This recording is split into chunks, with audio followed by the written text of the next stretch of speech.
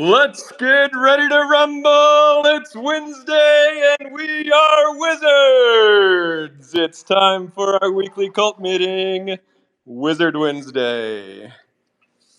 I just gotta say, whoever put that Jock Jams track together is an effing genius. I have not heard that since 1993.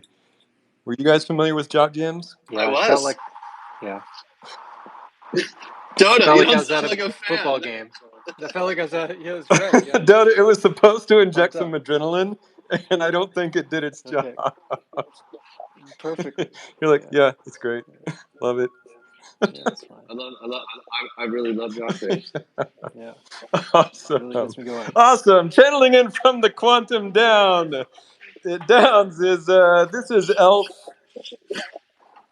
And Dota. And Bear. Guys, damn it. I gotta find a better song next time. You need more adrenaline. And Bear! All right. Wizards! Warriors! There you go. That's what I'm talking about. Let's talk about the Beast Drop. What an awesome event. Oh, boy. It was so fun. Yeah, Today, I don't know what was more fun, the Great Burning last Halloween or the Beast Drop. What do you guys think? I just feel like today, I really wanted the adrenaline rush of watching another Beast auction, of watching the spawn spill out. I miss it. I miss it. So I think we're going to need to do more ongoing airdrops. That's really fun. Absolutely. And I think that, what I liked about the Souls was that it was time of Halloween, so it felt very, like, the event had this underlying, everybody was, like, dressing up already and, like, going to parties, or if you have kids, you're, like, getting ready with the candy and all that. So it was, like, on theme. I think the Beasts Season 2 will be fun. I don't know what, like, holiday calendar event is related to Beast, but we're going to have to find one, or we're just going to have to make our own Beast holiday. Yep. Yeah, I loved Joseph Flattery's tweet about venture capital versus venture Cthulhu. Super clever. And I don't know if somebody can share that in the top little section. Yeah, I can do it. But yeah, so I have a lot of things to say about the Beast Drop. But first, I just want to congratulate all the winners, the 7 winners.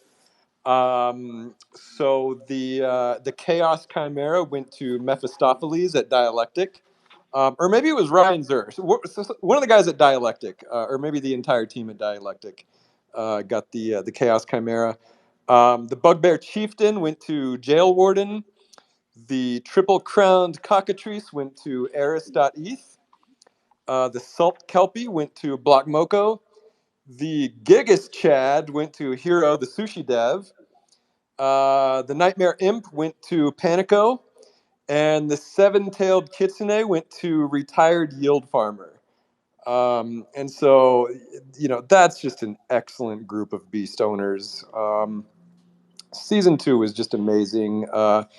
It was so much fun for me and the whole team, really. I loved that it lasted a week long. For me personally, I loved that I got to draw all those beasts. I got to do some art at a higher res, which was fun. I loved what Tanya Del Rio did when she put them in the Final Fantasy battle scene, because that was my formal inspiration for the beast drawings. And then of course the droponomics, the tokenomics around it were really fun. There was the gate unlock sequence, which our team was internally debating how long it was going to take. Some of us were like, what if it's going to take days to open the gate? Yeah, what if it takes 20 minutes? What if nobody opens it? Yeah. Yeah, what? Yeah. But how long did it take? 70 seconds. Yeah. Yeah. You guys opened that gate immediately. It took me like 3 weeks of coding to set that up, and everyone opens it in 70 seconds. Yeah. And then yes, and then so like some people got some lock NFTs out of that. And then can you actually Dodo, can you just like walk people through like how you built that, because it's really three layers to the whole thing. For sure. So the gate. Yeah. Well, you mean about the gate specifically? No, I just mean like the whole like I am just in awe of how you structured all of it, and then all the way down to the spawn. I mean, I don't know if we want to get into it, but I just thought it was brilliance on your part. Oh, thank you. Yeah.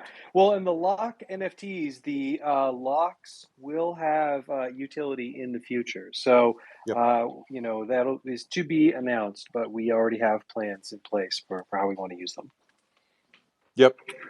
The gate opening, the locks, then the spawning mechanism. The spawning mechanism was a blast. Congrats to everybody who got a spawn. It was really fun.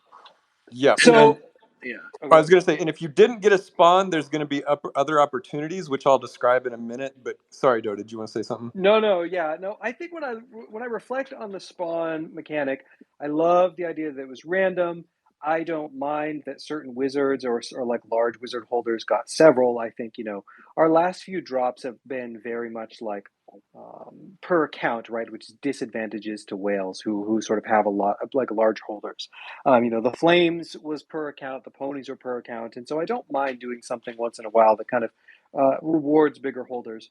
At the same time, I do think that like maybe the supply we undershot a little bit. Only having about 300 beasts, there were probably a good number of people who kind of were watching, checking, wish they had got some, and then they didn't. So a couple of things that we learned from this. One, I think. Sometimes maybe we'll do a check every day mechanic, but sometimes it's also nice to know if you're on the list or not. And then I think probably for Beast Season 2, we have a plan right now that will let anyone who wants to it'll still be active, right? Like you know this about me by now, which is like I'm always going to kind of favor sort of active participation. But that said, I think anyone who chooses to participate will be able to participate and get something. And so we already are like designing season 2. So excited! It's going to have really fun tokenomics that I've never seen anyone else do. It's going to have probably economic utility for season 1 beast holders and season 2 beast holders, plus everyone who kind of wants to get a let's say spawn or the equivalent of spawn in that season will be able to. So I'm very, very excited about it, but it's going to have to wait until after Warriors because we have so much to do to get to that. Yep. Yeah. So season 2 will be an opportunity. Also, if you read the Beast Smart contract, you may have noticed that there's room for Beast number 0, who is as of yet unaccounted for.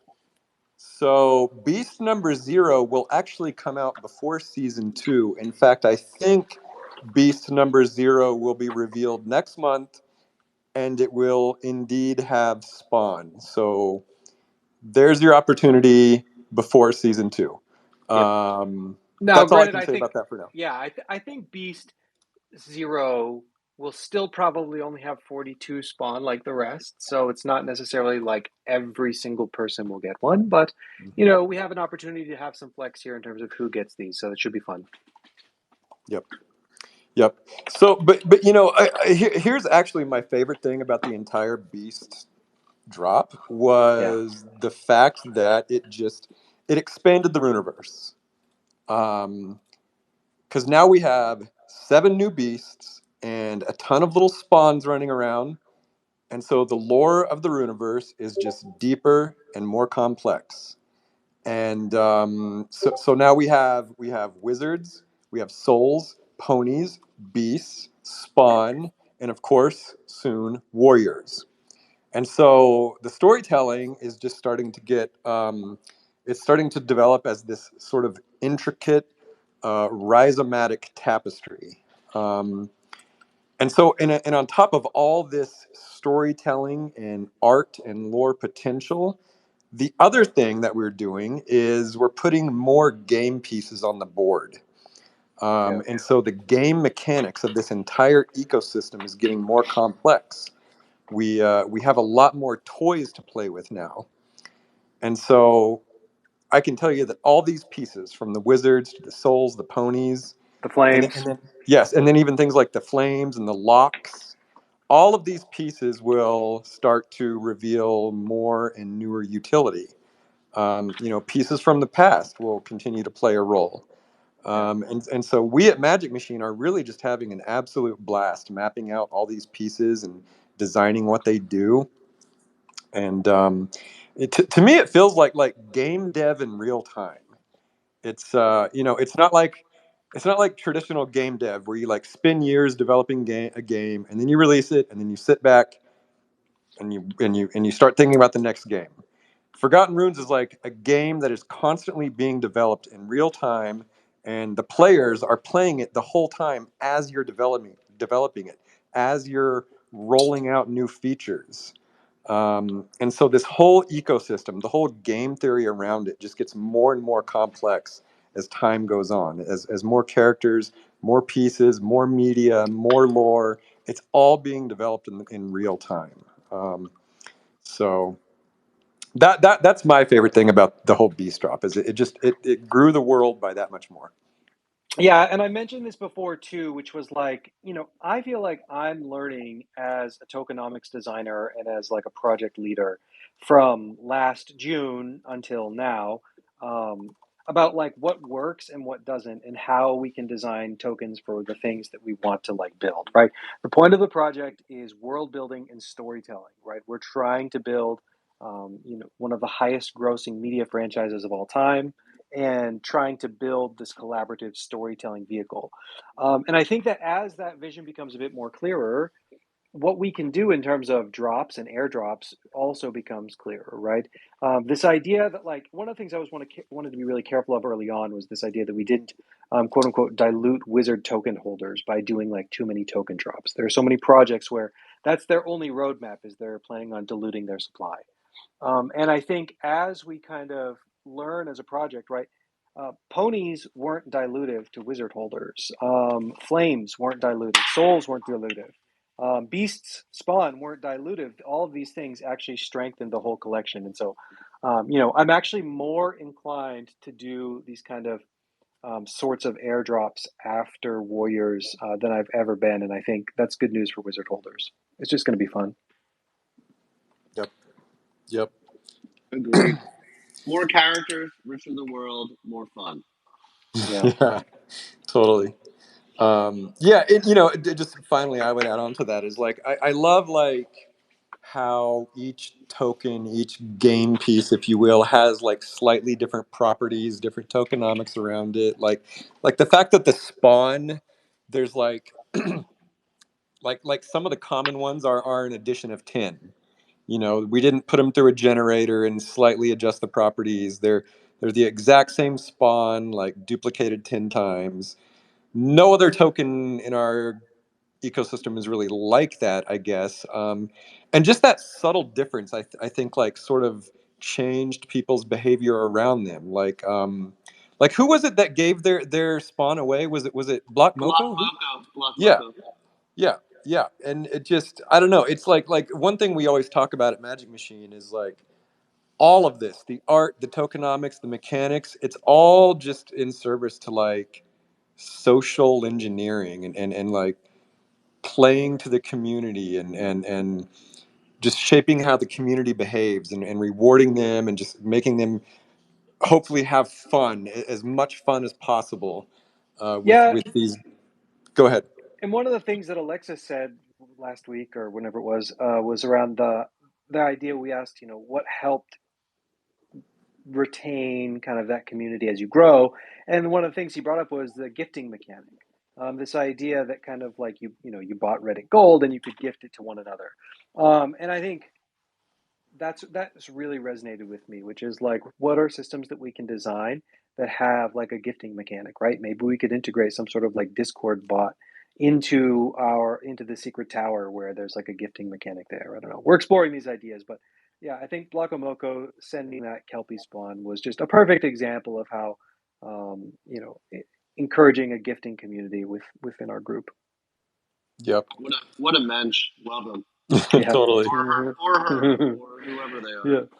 Yeah. One other thing on Beast season 2, this hasn't been finalized. Maybe I'll change it, but like, I think one idea that's resonated in my head is that if season 1 of Beast was Beast Spawn was the theme, an idea that resonates with me is this idea that Beast devouring is an interesting theme for season 2. So stay tuned.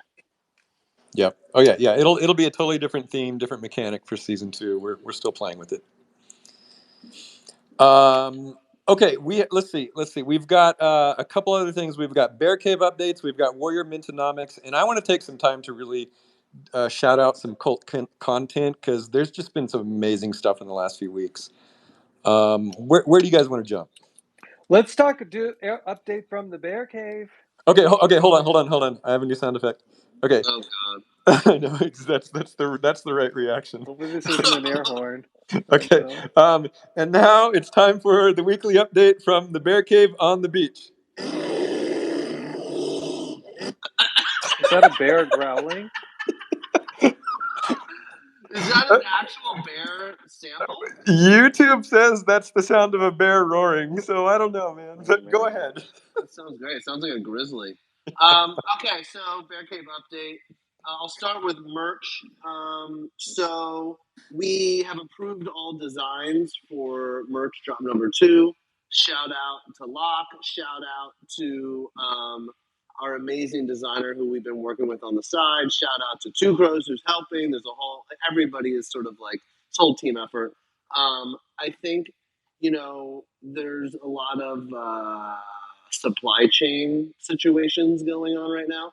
But so timing on the merch drop, I would say, is definitely there's going to be a plethora of new merch in New York for the party.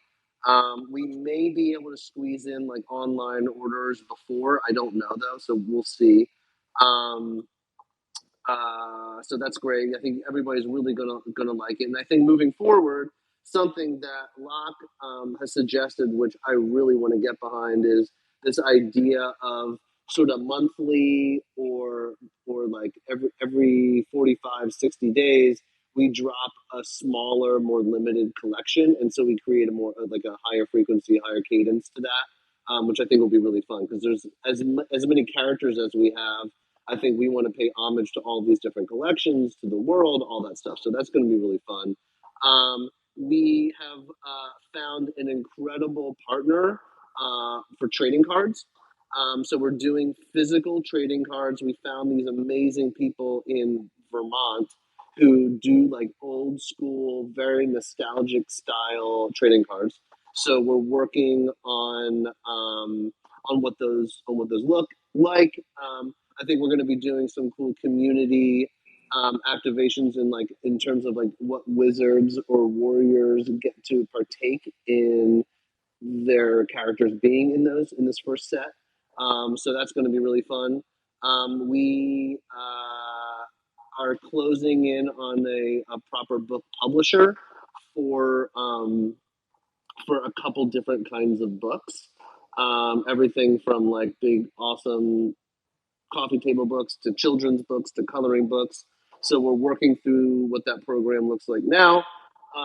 Also, off of last Wizard Wednesday, this whole concept of beasts in your pocket, we have tracked down the original person who sort of shepherded that entire toy line, and we're figuring out how to either partner with them and do like a co-branded Beast in My Pocket type of thing, or just have them help facilitate the sculpting and help us make that. So look out for beasts in everyone's pocket, not just my pocket. Your pocket, your pocket, your pocket, your pocket. Okay, hold on. I just want to interject. I had presented the idea of Beast in My Pocket long before Alexis O'Hannon brought it up on Wizard Wednesday. That's true. It's true. But Alexis like sealed the deal when he started talking about the monster in my pocket chimera. So thank you, Alexis, because I have been wanting to do this for months. Yep. Yeah, I was ignoring Elf, and then when Alexis said it, I was like, okay, fine. That is exactly what happened. No, it may just be because we're bleeding out of our eyes and ears working on a million different things. But yes, that was Alexis was the guy who pushed us over the edge. Okay, so the party. We hired an incredible event company to put together our party in New York. Holy schmoly. Yep. I was a little nervous because I'll be honest, we're spending a shit ton of money on this party, I think, but it's all worth it. It's all to celebrate everybody here. And everybody who's not here is in the cult. They pitched us like a couple of concepts, like thematic concepts, and I was blown away. I mean, Dota Elf, you tell me, but like these people just brought it. Yeah, I love it. It's like going to be better even than I thought that it was. And I don't even like parties, and I'm going to go. So you guys should all come too. Yeah. So, but let me just say this. It is if you can imagine what the Runiverse is, like this is going to be that like in real life. So we're going to do our best to have you step into the world that we all love online, but in IRL. We haven't locked in the talent, but we are very close to locking in a talent that is quite theatrical. They're left of center, I will say. Some of you may have heard of them, some of you may not. They're not like this global name, but they are like indie New York darlings that just played Coachella. So fingers crossed that they close. If not, there's a short list of other people, but we're really vibing with the people that we're getting close with. So that's going to be fun. And then the theme of this party is theatrics from top to bottom. Yeah. I mean, think of if anyone has ever seen Eyes Wide Shut, or they've been a part of, a ceremony that is maybe a little weird and cool and fun. Like I'm not sure if anyone knows what like Sleep No More is, but it's like immersive theater.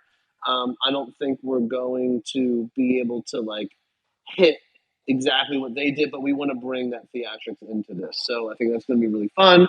Comic book update. We are done all the line art. The coloring is happening. Shout out to Molly on our team, who is helping push that over the edge. And also shout out to Nalgene. There's so much coordination that goes into making a comic book. This is the first time we are making a comic book. We didn't like hire someone else to make it. We are putting this thing together piece by piece. So it's going into layout. We're getting the covers in. There's going to be cover variants. Speaking of cover variants, we basically partnered with Coinbase. I think everybody knows that we're part of Coinbase. It was awesome. We were in the sort of breakout, the trailer announcement today. But the cover, there's going to be one cover that's printed, and then there's going to be cover variants that will be NFTs themselves. You will be able to redeem them when you have this comic book in your hand physically, and they will be exclusive to the Coinbase platform. It is an uncapped supply. I don't know, Joe, if you want to talk about it. I don't know if we want to get into the details because we have a lot to talk about. But point is you will be able to redeem an NFT cover variant on NFT Coinbase page, and that will happen in June. It will kick off at the party. So that's really fun. Also, we confirmed and locked in both Comic Cons. We're going to have a booth there. We're sharing it with our publisher, Bliss on Tap. Shout out to Bliss on Tap and Brian over there. They're helping us out. And so we're going to have both booths there. We may even have a panel. We're working on that now. And we'll have people dressed up like wizards handing out comic books for free. Speaking of sort of Comic-Con and entertainment, I don't know if anyone's been to Comic-Con, but it's gone well beyond just comic books. It's all about video games and TV shows and films and all this stuff. We have officially closed our showrunner writer for the television show. And holy smokes, I think I was like pumping it up a little bit too early last week or the week before, but the stars aligned and we closed him. And I am so flipping excited.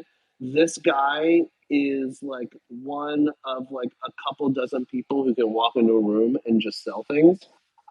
So Joe to Alf, I don't know if you wanna add anything to that. Yeah, no, we I are think so, that you slid into this announcement, which is, in my opinion, the biggest announcement of kind of the call.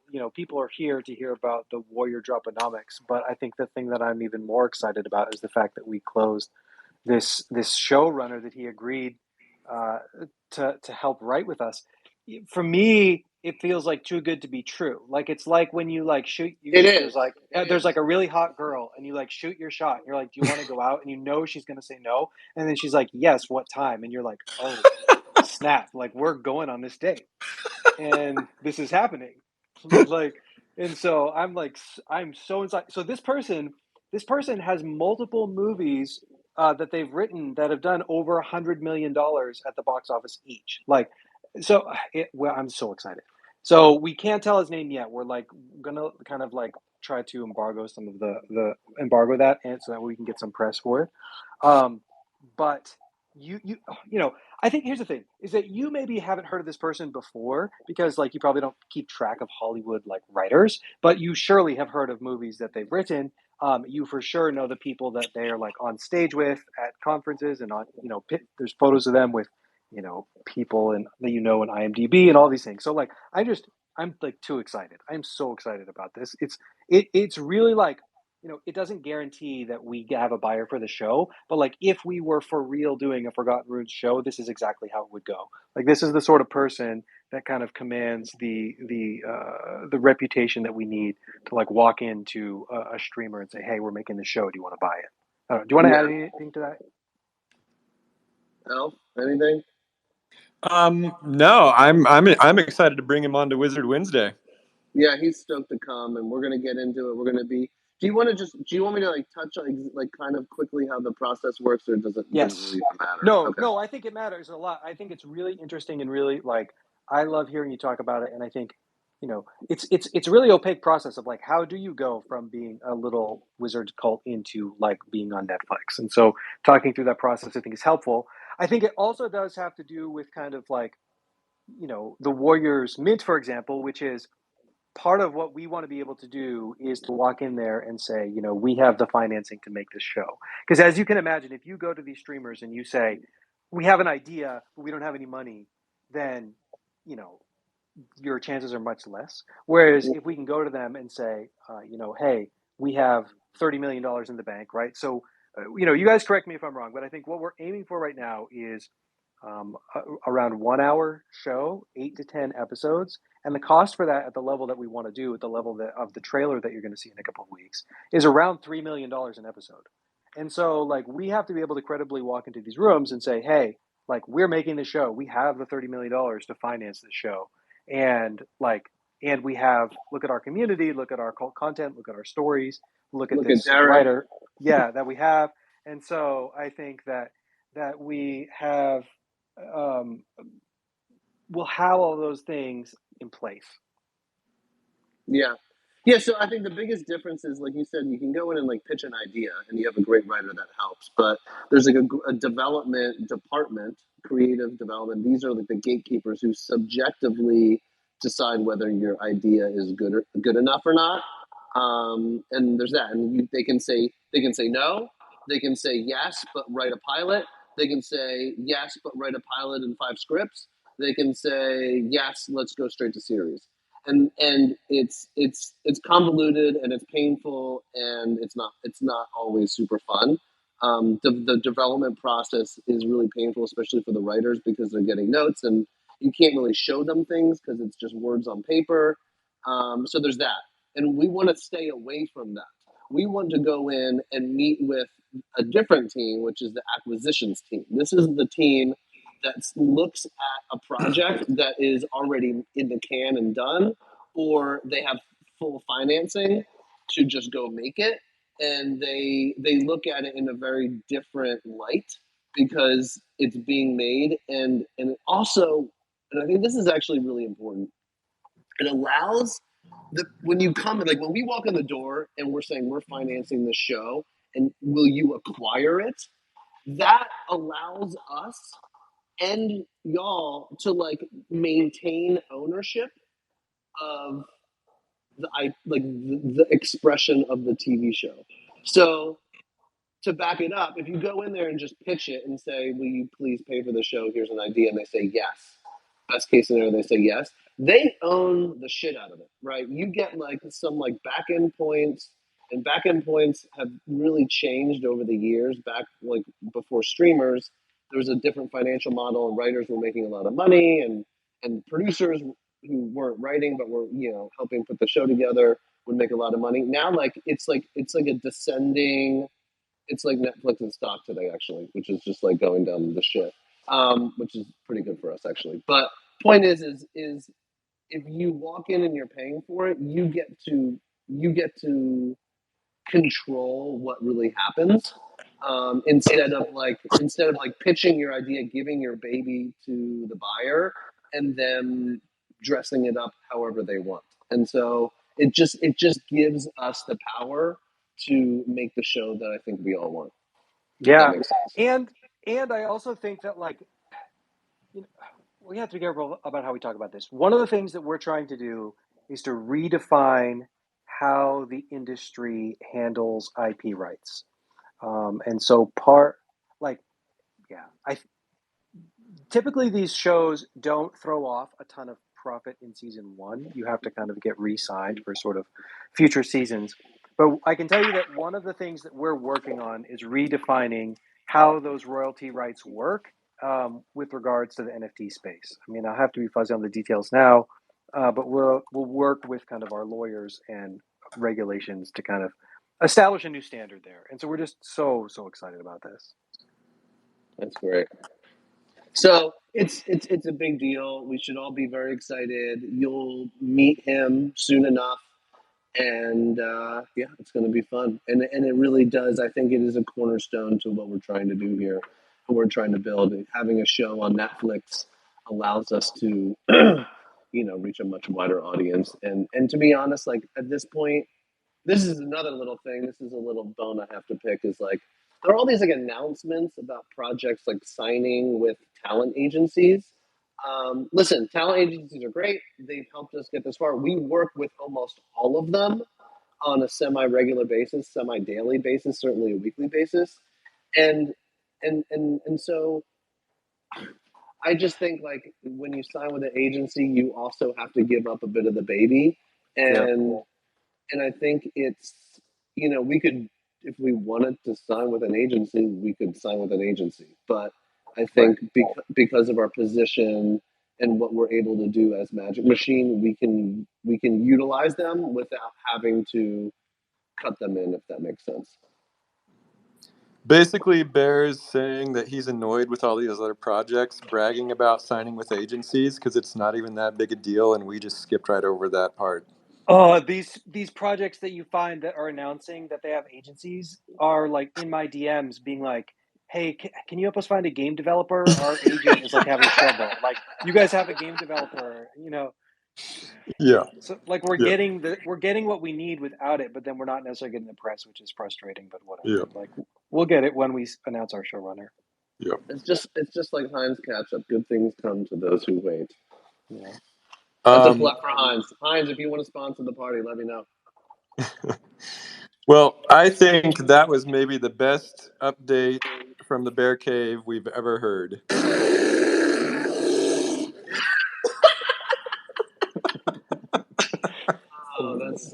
Let's stay on that. Let's stay on that soundbite for a couple of weeks. No, let's jump to the main event. Why you're all here? Let's talk Warrior Mintonomics. Okay, cool. Yeah, absolutely. So I published 2 blog posts. Maybe if someone could share them in the chat, they've got kind of lost. I'm also going to share for a second time, maybe the like overarching diagram. I don't necessarily need to give the people on this call really like the pitch for Warriors, but on that blog post, we have some of that there. And so, Warriors will be playable in the Runeverse game. They'll get 2D walk cycles and turnarounds. We're going to make 3D models for all of the Warriors, just like we are for the Wizards. So that way you'll be able to play your Warriors in 3D metas. You'll be able to play your Warriors in 2D metas. You'll get access to the NFT NYC party and any other events we do. Commercial IP rights, book of lore, all of these things that you kind of know as part of our community will also apply to Warriors. And so we're just trying to outline that. Really, the like core idea of the auction is we're trying to balance like a lot of different stakeholders. So what we're going to do, the main thrust is going to be a last price Dutch auction. So a lot of these other projects that talk about how they're doing a Dutch auction, if you actually look up the definition of a Dutch auction, it actually means that everyone gets the same price. A lot of these other projects, they're actually doing like a descending auction or a reverse auction, right? Where, let's say that you buy out of the gate for 2.5 ETH, and then the price drops, and then somebody else gets it for 0.7 ETH or something. It's not exactly fair. Like the creators might say, "Oh, well, you were willing to pay it that much, so you just paid what you were willing." But at the same time, you kind of misjudged what the market as a whole was like going to value this project at. So ours, we're actually doing it fairly, which is so the supply of Warriors is going to be 16,000. The first 8,000 are going to kind of set the price for everyone else in a Dutch auction. And what that means is like you bid as soon as it's at a price that you like. And then at the end of that phase, we'll issue a refund to everyone who bid above basically the final clearing price, right? So we'll open the Dutch auction, people will wait, bid. As soon as kind of the first 8,000 have sold out, whatever the last one sells for, everyone else will get a refund for the difference in price. Okay, so that sets the price of for everyone. So then in that phase, there's currently not any limits to how many you can buy. I've been getting some feedback that maybe we need to limit per wallet, 5 per wallet, 10 per wallet. I'm not exactly sure. In the current structure right now, there's no limit to the amount that could be bought per account. In phase 2 is the mint list phase. So the mint list phase would be all holders. All holders will be able to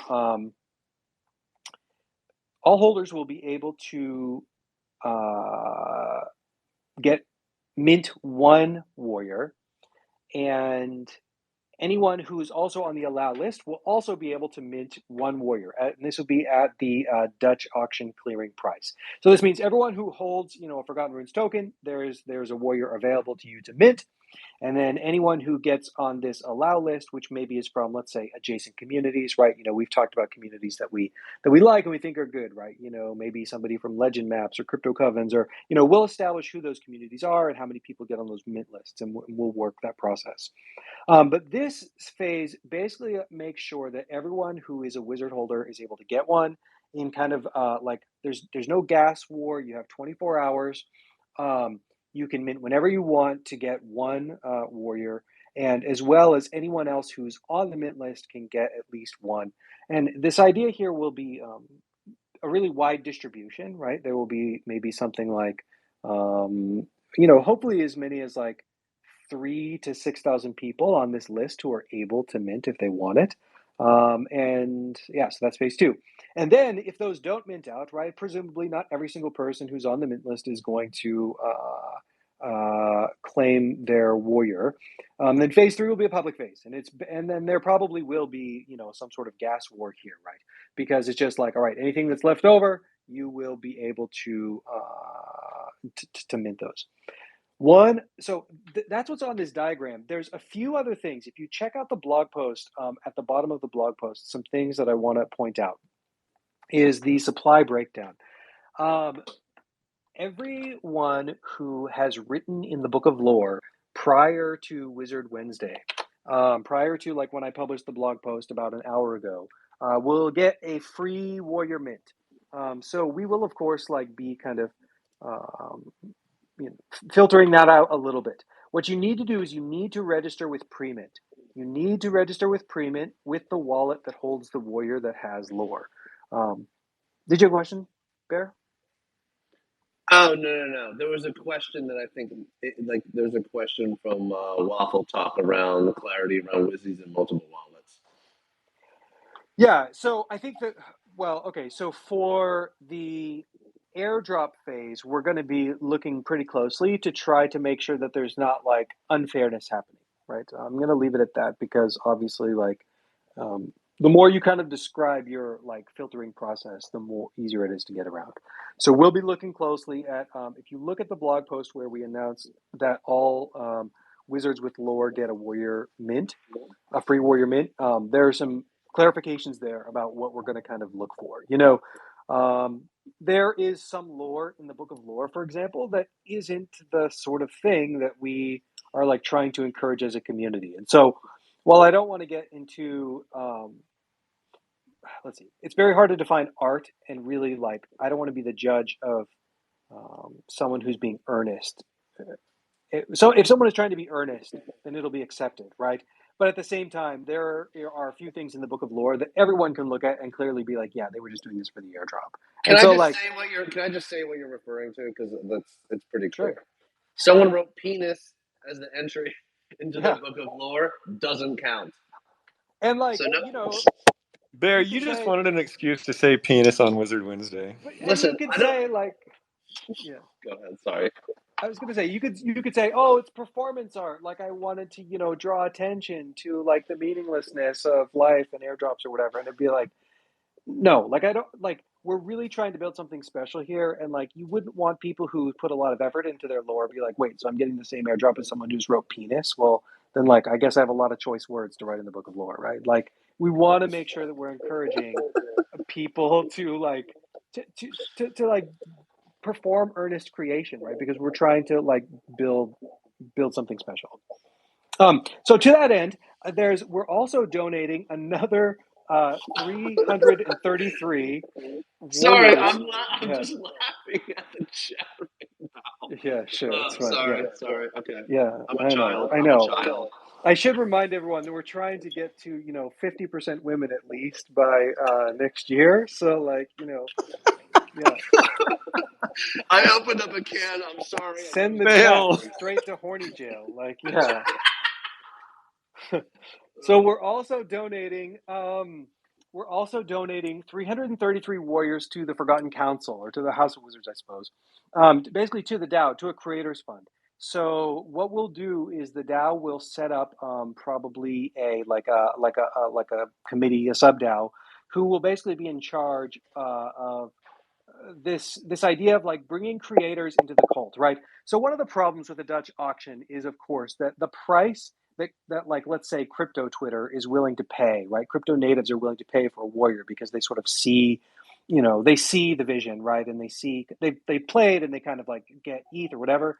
It's usually much higher than people who are newer to NFTs, particularly creatives. And I think we want to really make sure that we like can draw creative people who like want to make things into the cult. And so the idea behind these 333 is uh, is basically to draw creative people into the cult who maybe wouldn't be able to join otherwise. And I don't think that we drop all 300 of those at the same time, right? It might take a year for everyone to dole those out, but I'm okay with that. So we're donating 333 to the Creators Fund. There'll be about 325 for the team and partners. So that'd be like us. And then we've got about 50 for community honoraries, contests. Oh, the other thing that I wanted to say, which is there were a lot of really good people on the honoraries nominations list. So we took the honorary nominations list, right? So of course there was, I forget the exact number, 13 people who won honoraries. Congrats to them. But there was like probably another, well, I don't know exactly. But we're taking all of the people whose name was mentioned in the nominations more than 5 times or more, which is about 30 people, and those people will also get a free mint. So an additional free mint to everything else. I think we want to kind of the honorary situation. We want to make sure that everyone who kind of like should be recognized was recognized in that regard. So that's where that 50 goes. So this is how the supply breaks down for Wizards. This is how the phases go. Trying to be really fair for everyone, trying to, to create something great. And so, if you have any questions, you can type them in the chat. I'll look at them now. Dota, there's another component to it, which is so the Warriors Mint is in 3 phases. However, the NFT itself will not be revealed until all 3 phases are done, right? That's right. Yes. Oh, you know what? I don't love waiting for the reveal. One of the things you notice for, I think, all of our mints is that they're immediate reveal, right? Because I think it's so special. You minted, you bought something, and then like you get to see what you have right away, and you get to like make your choice and start living with it. I think that like the way the markets work, we need to wait until the last phase is finished before reveal. There's a lot of reasons for this. I can get into it or whatever. But you kind of, well, whatever. I've spoken long enough. So the reveal is going to be after the 3rd phase. And so, for example, the free warrior minting will happen after phase 3. So if you sort of qualify for a free warrior, we'll have phase 1, phase 2, phase 3, which you'll notice are on 3 separate days, by the way, right? It's Wednesday, Thursday, Friday. And then I think we'll try to do it so it's either that Friday evening or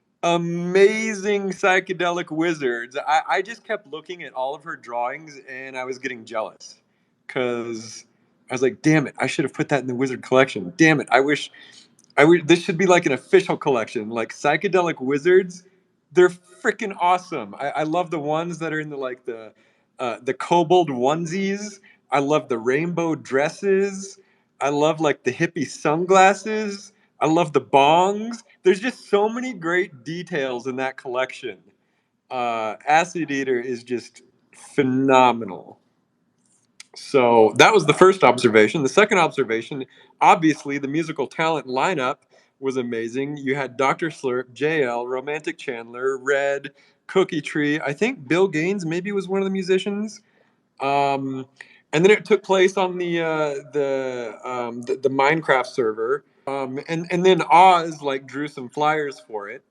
And it was just one of those events that the community just totally designed and put together themselves without any Magic Machine had nothing to do with it. And I love that. I love that you guys are doing these big events with art and music and organization. It was so good. Wizstock is amazing. I can't wait for Wizstock 2023. Um, so yeah, so that was awesome. And then just some other standout cult content.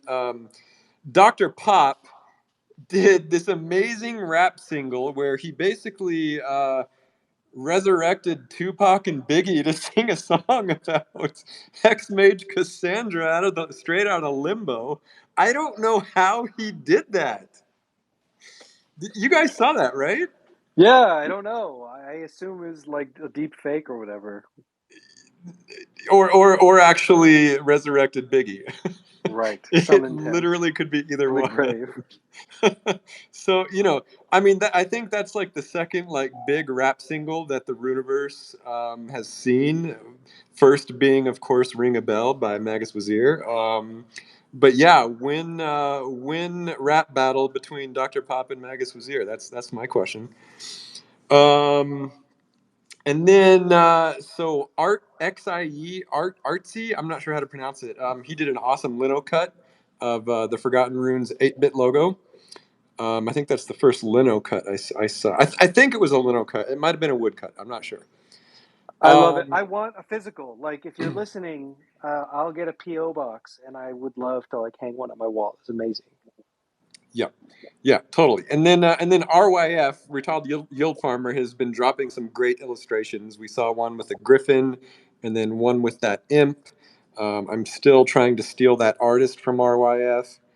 And then Seek Goliath with Ligaratus, with just really beautiful piece of two wizards in this sort of romantic embrace. And I could really see the story in this one. The female wizard, she's all dressed in darkness. The male wizard, he's all light. But then they're both connected by the Neptune rune. It's just a really gorgeous piece. Rare Labs has just been so prolific over the last few weeks. They've done about 500 amazing pieces just over the last 2 weeks. And I can't believe how lucky we are to have someone like Rare Labs just constantly creating such great content. The standout one for me was this really great one of the Lich Emperor Supreme with a wooden boy. Oh yeah, that's a good one. Yeah, I love the Lich Emperor. He's such a cool character. Um, and then yeah, Tanya Del Rio did that awesome Final Fantasy thing with her two wizards, Thana and Chio. And then she did some. I think she illustrated did some character designs herself with Thana, Chio, and the little pony. Thana and Chio are becoming legendary. I'm seeing a lot more output from them, and I'm starting to recognize them every time I see them. Um, Grayling has been doing some really cool musical compositions, and then putting a wizard walking through the forest to them. I just love the look and the effect of combining the music with that animation. And the music is incredible. There was one specifically, I forget what color wizard it was, but I think it was a guy wizard walking through the forest, and I had it on loop in the Bearcave for like an hour straight, Oh, awesome. and I was just loving it. So props to Grayley, talented guy. Yep, yep. And then Battle Mage Hagar, aka DJB, with the awesome AR composite of a wizard in a race car. Did you guys see that? Yes, it's amazing. It's So so good. Like, I'm having first, trouble sharing these in the space, so we post them on our Twitter. So if you're yeah, following yeah, along at home, yeah, just look at our Twitter. yeah. But yeah, that AR composite looked really good. I just I want to see the wizard drive the car because that car was pretty impressive. Um, Are and wizards then good drivers? I don't think uh, so. I don't think they're good at operating motor vehicles. Depends on the hat. there is that scene in Harry Potter where they crash a car into a tree. So if that's any indication. That's true. And then Sammy Kitty with Wizard on Pottery. I think this is the first ceramics project I've seen with in the cult. That was Um, cool. yeah, super cool. So okay, and then the two memes that really made me laugh was they're both from Magus Wazir. He did, you know that meme of like the two muscly arms like giving each other like a I don't know they're a shake or something, and Yeah. it was oh god, I'm gonna mess it up now. It was the Forgotten Runes cult and Olive Garden, and they're shaking over when you're here, your family. I totally butchered that meme. You just have to see it. And then he did another one of you versus the wizard she told you not to worry about, and it's a little kobold wizard next to the absolutely ripped and buff Keymaster. So yeah, I totally destroy these when I describe them. You just have to see them. But well done, Megas Wazir. um, and I'm probably missing about 1,000 other cult shout outs, but those were the ones I've got on my list. Well, it's good timing because it's 2 to 3 over here on the West Coast. 2 to 3, and we have a Sorcerer Elias. Are you ready to read some lore? Hey guys, can you hear me? Yeah. Yeah. Awesome. Listen, I'm multitasking here. I'm prepping the house for my son's birthday tomorrow, and it's nearly midnight. Oh And wow. I Okay. forgot I was going to read lore, but and I'm trying to listen to you guys just bring absolute fire tonight, which is amazing. But I got this lore that I wrote for Sobi a while back, and unfortunately, he didn't get it in the book of lore in time for a pony, but I know he got it in time now for a Warriors, so I'm really psyched about that. Great. But Elf, I need some help with this one because this is for Shaman, Fugh. Now, how would you pronounce that name? I'm gonna say fugue, but I don't even know. Good, good, okay, because that's what I kind of worked with. Yeah. So this is Shaman Fugh. He's a lovely kobold, a 3-prop kobold with a. He's got that yellow staff, the blue aristocrat suit on. Yeah, this one's for you, Sobi. Here it goes. The prologue starts with a excerpt from Inheritance versus Experience by an author unknown. The poor, in their despondence and ill fortune, prefer to cling to their conviction that ill fortune, their lowly lot in life, surely comes not from their own actions or lack thereof, but are a result of the cosmos' great conspiracy against them. Regardless of how hard they work, how devoutly they pray, surely they would ever end up as the lowest caste. The wealthy will, of course, be adamant of their superiority and the insistence that there is something tangible, some aspect of their character, perhaps the very blood in their veins, that sets them apart. Why else, they would ask, would they be so fortunate and elevated, far above the riff and the raff, if not for their excellence? Clearly, they are both entirely wrong. Yet the truth still eludes me, seek as I may. If fortune favors the bold and brave, then what of the kind-hearted? Perhaps we have been measuring success entirely wrong this whole time. Phew! For just a second, his name, exclaimed with such volume, brought him back to his youth. Very much an average kobold family, they were far from wealthy, and he had always struggled with his 12 siblings. fighting for scraps, vying for father's scant attention, competing for mother's favor. He had mostly lost, on all accounts, ever the runt.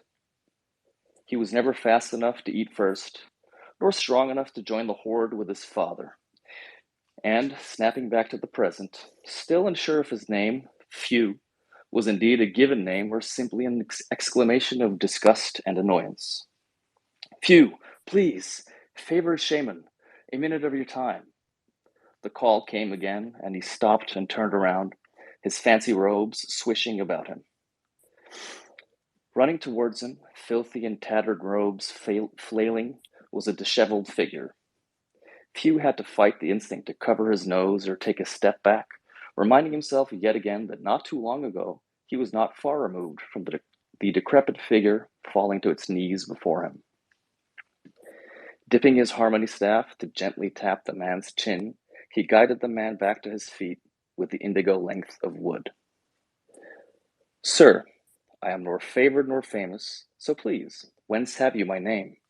He asked the stranger, locking eyes. Your legend is spoken with awe down in the shambles. Few have not heard of your spiritual proficiency, and many claim your charity has been of immeasurable value. It was true, of course. He had made a habit of walking the less favored quarters of the Red Wizard capital, the wealthiest city of all the land by a fair margin, the center of all commerce and the seat of the prominent elite of Red Wizards, of course had its darker side. Ever it seemed that wealth would invariably rest its bloated backside on the backs of those less fortunate. Quietly and gently tapping into his magic, letting the familiar feeling seep into his mind, focused by his staff, he peered closer at the man. Immediately, his mind exploded with visions, his scrawny frame veritably crowded by spirits, all extremely agitated, blurred his vision. Quickly closing his eyes and severing his connection to the spirit realm, he gasped and took a step back. Are you all right? The man surged forward to grasp his wrist in support, but the contact only made the magical aura surrounding the man explode again in his mind. Roughly disengaging from him, Few shook his head to clear it. Sir, I am fine. Please, how may I be of service? He asked, keeping a calm facade. There was definitely something converging on this man, to have the spirits in such an uproar. It is my son, you see. He is not well, will not take food nor drink, the stranger wailed, tears in his eyes. They seemed not malevolent, these spirits, and their intensity made for a difficult reading. However, this felt significant, much more so than any others he had ever witnessed. Who is this man? Or perhaps, more importantly, who is his son? He thought. I will find you tonight. Leave now. But first, what's your son's name? He asked. Thank you. He bears the name of his great-great-grandfather. His name is Samuel. He gushed as he turned around and ran, soon disappearing into the crowds. That's it. Aw, Fugue! You're a cute little kobold. I love you. He's a good one. Yeah. Yeah, he's a good one. Awesome.